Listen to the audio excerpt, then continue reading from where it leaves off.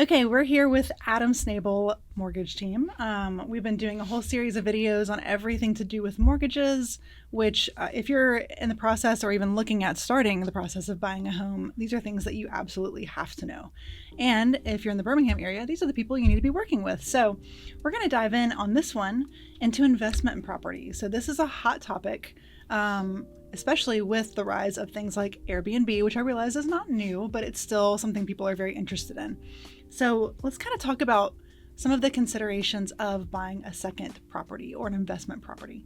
When people come to you, maybe looking at doing this, do you find that there are some things that they're not quite thinking about in the way that they should, or they have some misconceptions, or they're believing some myths? Let's kind of start there. Well, I think my generation growing up, if I had a friend whose parents had a vacation home or a lake home, they were uber wealthy. You know? Yeah. You saw them as just having billions of dollars. Yes. The nice cars, the multiple houses. Yeah.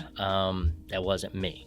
But, you know, I think what the biggest misconception is you don't have to be uber wealthy to have a vacation home or to have investment properties. And so that's something we talk about a lot. Yeah, with folks. And the reason being is because they can use that equity in their primary, right, with a HELOC or a second mortgage and access that equity to put a down payment on one of those homes. Yeah. And if they're interested in being a landlord, you know, then essentially the renters are paying your mortgage payment for you. Right, and hopefully a little bit more, right? If you make a little income. Yeah, and that's what we call the cash flow. Is the property going to cash flow? And that's what it's all about. Does that property cash flow? Right. Does it make sense? Yeah. And that's where we can help people out. So just to kind of reiterate what you just said, because I think it's important. So people don't have to have $1 million in the bank to do this. If you have a home that you're in now, you can get a home equity line of credit, a HELOC, or a second mortgage, or just the HELOC? Either one. Either one. Yeah. You can use the equity in your existing home for a down payment on a second property, and then start getting rent payments from that property and hopefully make a little money. Yep. Okay. Yep. So how do you qualify for that? Are there any qualifications? Well, I mean, you can qualify under a traditional mortgage loan. Okay. Where, you know, we're having to qualify you, maintaining, you know, both debts and making sure that your income to debt ratio works. Okay. But there's a very popular product I need to talk about that's fairly new to the market, right? I mean, you would say last few years. It's a non-qualified mortgage, which is they call non-QM. So means it's not backed by Fannie Mae, Freddie Mac, FHA. DSCR is what the program is. It stands for Debt Service Coverage Ratio. And so essentially, as long as the anticipated rent covers the mortgage payment, you qualify. Okay. That's all you need. Yeah. What happens if it doesn't cover it? You don't qualify. Oh. So like, yeah, it's just one of those where, you know, and there's what's it called? Like, you know, you mentioned Airbnb. Everybody wants to Airbnb, right? And so if you're one of those that want to Airbnb a lake house or a beach house or what have you, I think the lake's really popular right now. Everybody's buying lake houses. Yeah. You know, they use a thing called AirDNA. And so you go to AirDNA and it kind of factors up a anticipated rent that you should incur on this house based on, you know, location, number of rooms, price point, all that stuff.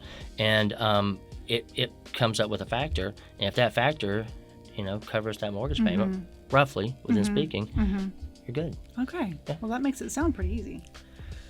I know it's probably not that easy. But it's easy, yeah. It's just so easy. So you talked about DSCR. Is there anything else out there that maybe is similar? Anything else you want to talk about as far as unique loan products?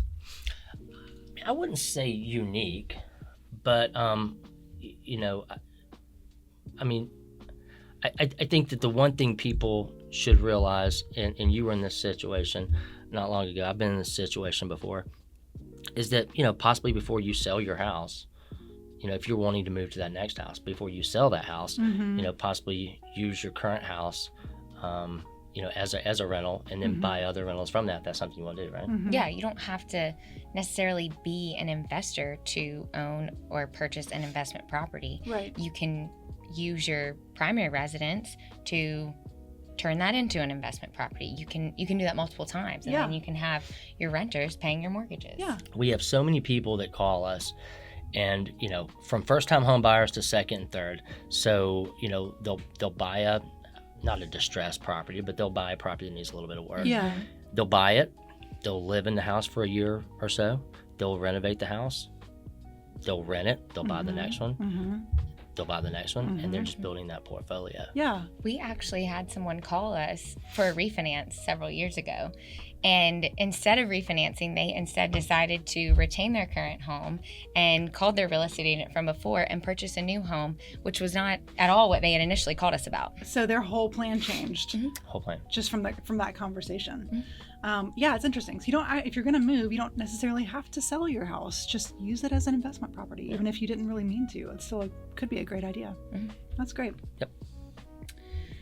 So when you're talking with someone about possibly purchasing a second property, we may have touched on this earlier, but we can kind of flesh it out a little bit more. When you're looking at cash flow or credit situations to kind of determine, is this a good idea?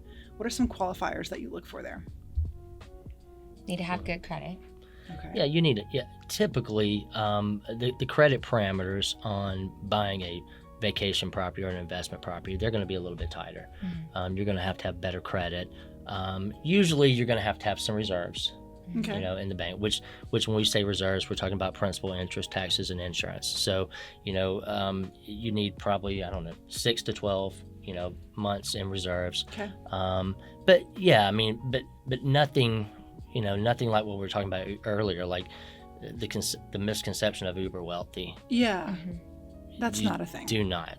Yeah. Does not have to be a thing. If your goal is to expand your portfolio of holdings in the real estate market, or you want to have that vacation home or have that investment property or have multiples, Yeah. I highly recommend sitting down with us or sitting down with anybody that you feel comfortable with, Yeah. and putting that map together, putting that plan together, seeing how possible it is. Right. Okay. Because it's probably more possible than people think. It is. Okay. That's great. And let's talk a little bit more about just real estate in general being a tool for wealth building. We touched on it a second ago. You don't have to move. You can rent out your property. Have y'all seen people do this? What does it kind of look like to use real estate as like a long-term wealth strategy? Yeah. Well, we were talking about this earlier today. You can buy a home with no money down. Yeah. Right? Yeah. So you put nothing down in your first transaction. Well, if you were lucky enough to buy a home in 2020 with no money down, look at that equity growth that you've seen. Okay. So now you've got all this equity in that house. That's your money. Advance yourself some of that equity. Do something else with it if that's what you want to do. Yeah. You can use it as a tool. People, like what we talked about, people use it to buy additional properties, small apartment buildings, vacation homes. If the rates fall, Yeah. you could.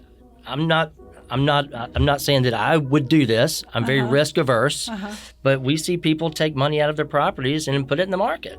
Oh, okay. Your market, the stock market return, is fairly. It's been fairly lucrative over the last so many years. If you know how to do it. Yeah. If you know how to do it. Yep. Like I said, I'm not saying that I would do this, but we see people use that equity in their homes for all kinds of things. Sure. So anyway, I don't recommend that, but people do it.